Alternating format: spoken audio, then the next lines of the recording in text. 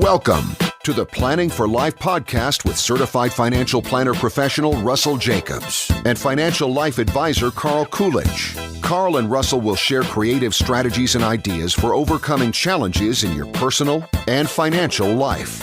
Inevitably, life happens, and we will empower you to reach your destination. Thanks for joining us. Now, on to the show. Hello and welcome to another Planning for Life podcast. Today, Carl Coolidge is going to break down the basics of a 401k. As we were preparing for the podcast, we had realized that we had done some higher level stuff on 401ks, but there are a lot of basic questions that somebody should ask somebody who has a lot of experience with 401ks, and we're going to do that today with Carl. So Carl, welcome to the show. Thank you, Matt. Let's just go right at the beginning here, man. What is a 401k and where did it come from? Well, 401k in the basic sense is a way for an employee of a company to be able to defer money into a tax-deferred vehicle. And again, traditionally there were, just the 401k, which is a pre-tax deferral. And then over the past few years, or really the past decade, now there's become Roth 401k contributions, which again allow you tax deferral status, but also for tax-free distributions on the back end. But the 401k was invented, I believe, in 1975. I may have my date off, but it was obviously built by a gentleman for a way to establish the ability for people to defer money at that time, the focus was on a pre-tax basis that would be tax deferred and then give them supplement for retirement, in addition to, pensions, which were big back then, and also Social Security. Everybody talks about free money in 401ks. What do they mean by that? Generally speaking, what they're referring to is the company match. So again, you can have a 401k as an employer without providing a matching contribution. Typically, employers do simply because it drives up participation and also really helps participants have an opportunity to be more on track for retirement. But the reason they call it free money is because if your match is, say, for example, a 50 cents on the dollar up to 6%, which is a pretty common match, then if you put in at least 6%, you're going to get a 3% contribution from the company. And the term free money is you're making, a 50% return on your money before it's even invested.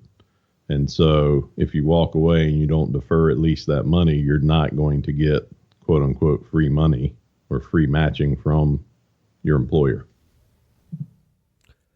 I've also heard a lot about something referred to as vesting. Now, I know this can be complicated, but can you break down vesting a little bit so that we can wrap our brain around it?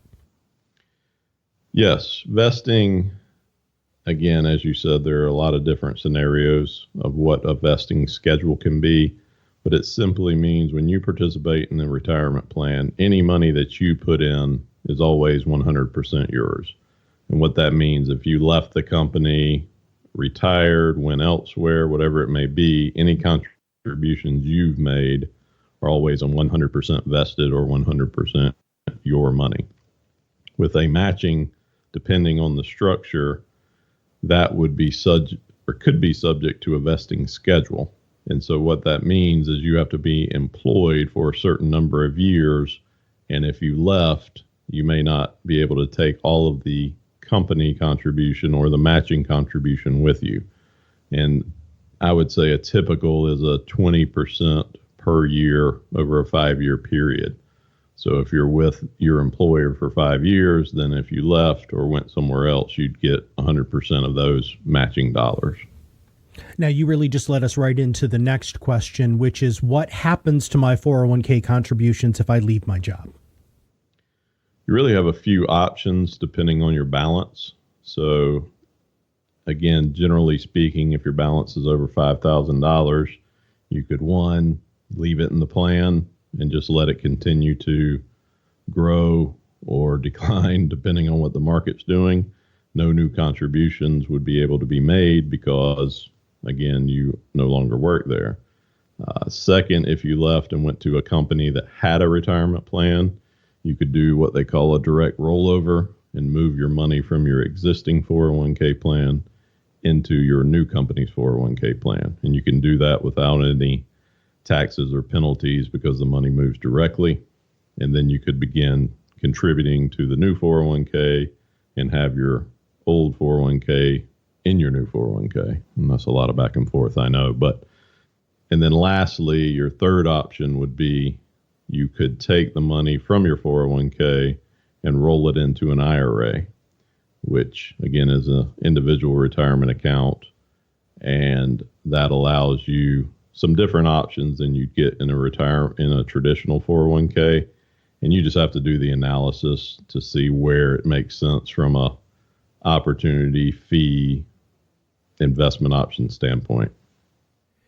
Well, let's talk about taxes, because I know that you've already hinted towards that so far.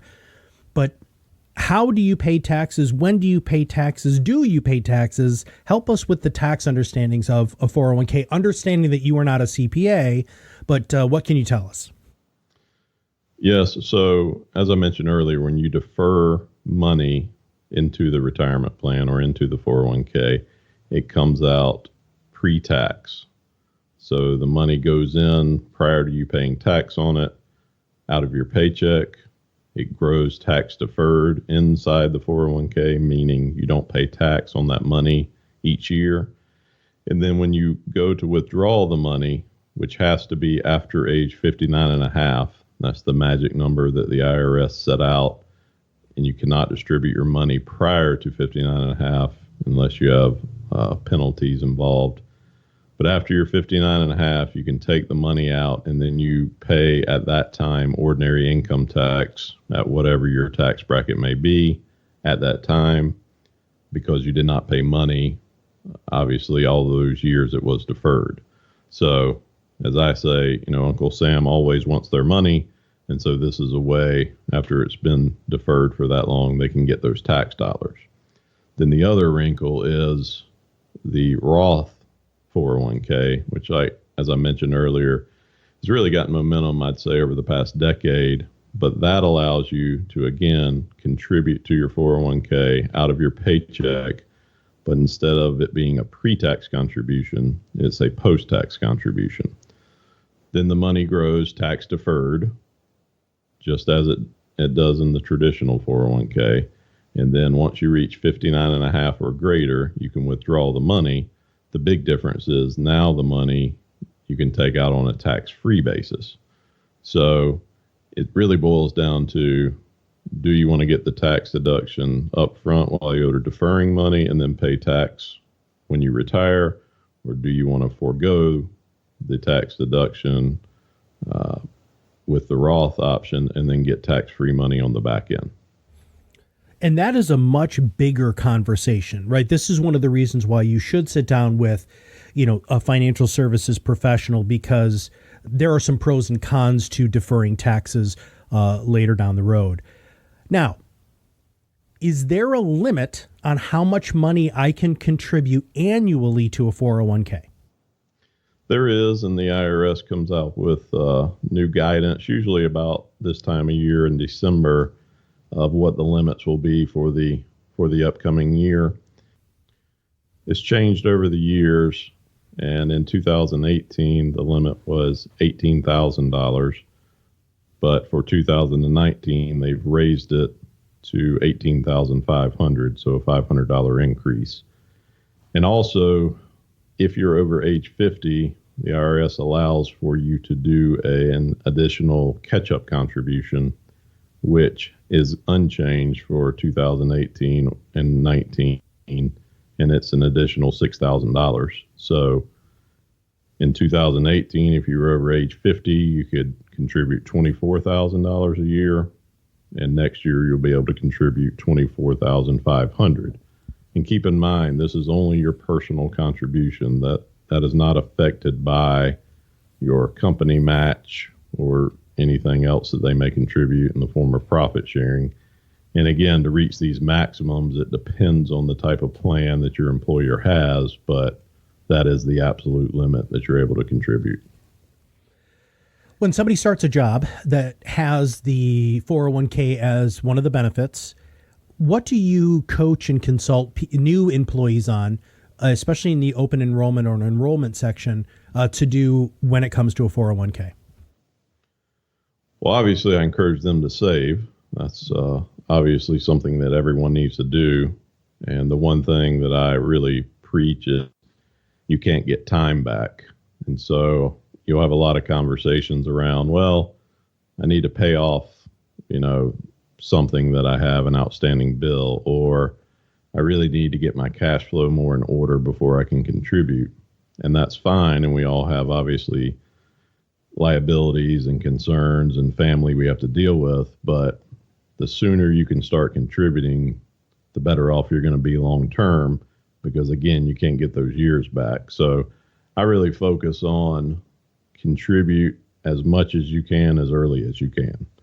And if you do that, you're going to set yourself up for much better outcomes than if you wait and procrastinate and don't make that contribution early on. And it really depends on your individual situation, because I get the question a lot of how much do I need to be saving?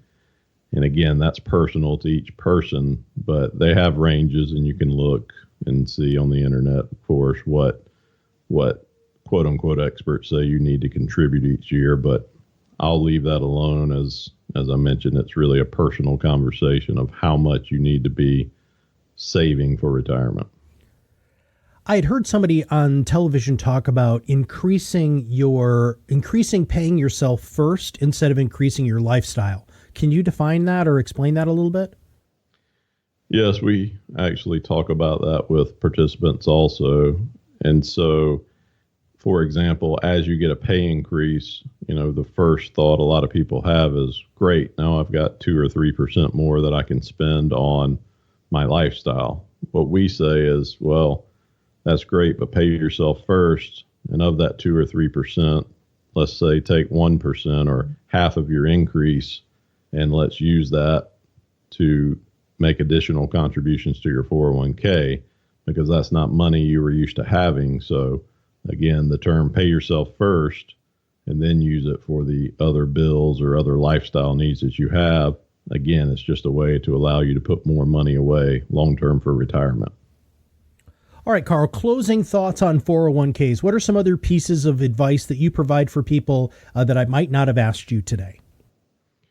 Well, I think we covered it pretty well, but I would say in summary, focus on, as I mentioned earlier, saving as much as you can as early as you can.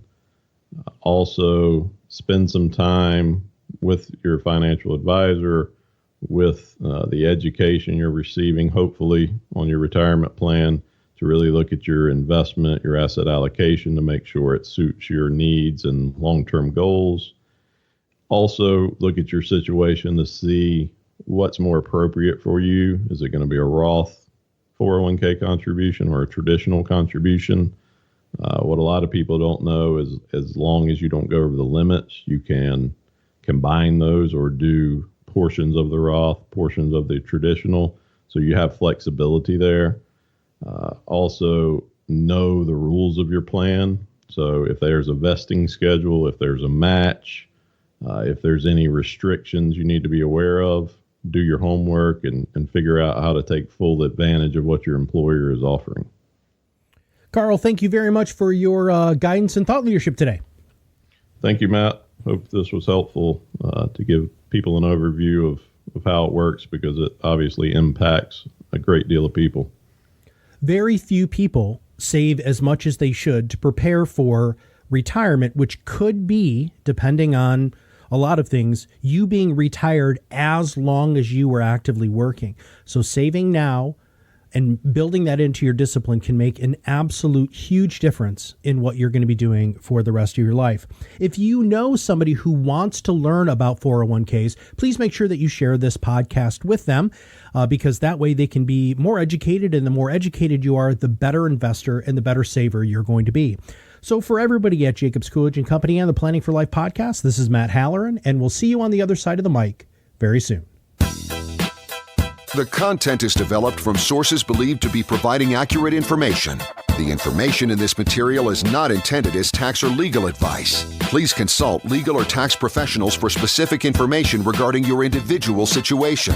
The opinions expressed and material provided are for general information and should not be considered a solicitation for the purchase or sale of any security.